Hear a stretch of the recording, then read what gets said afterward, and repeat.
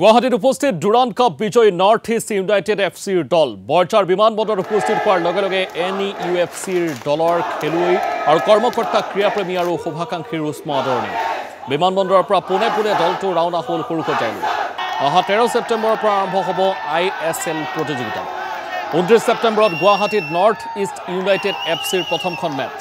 স্বাভাৱিকতা Durand cup বিজয়ী উত্তৰ পূবৰ দলটোৰ খেল চাবলৈ অধীৰ অপেক্ষা কৰিছে ফুটবল প্ৰেমীয়ে উল্লেখযোগ্য যে প্ৰথমবাৰলৈ ডুৰাণ্ড কাপ প্ৰতিযোগিতাত খেলাৰ সুযোগ লাভ কৰা নৰ্থ ইষ্ট ইউনাইটেড এফচি দলে মোহন বাগানৰ দৰে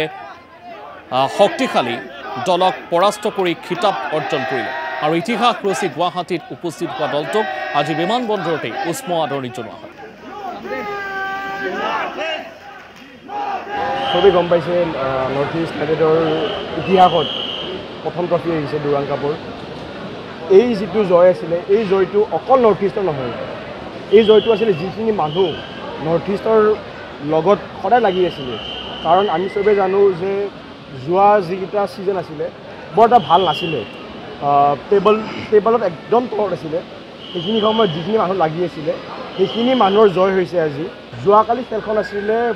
মোহন বাগানৰ লগত মোহন বাগানৰ ঘৰত কলকাতাত হৈছিলে ফাইনেলখন নৰ্থ ইষ্ট 2-0 হাৰি থকাৰ পিছত যিটো কামবেক দিলে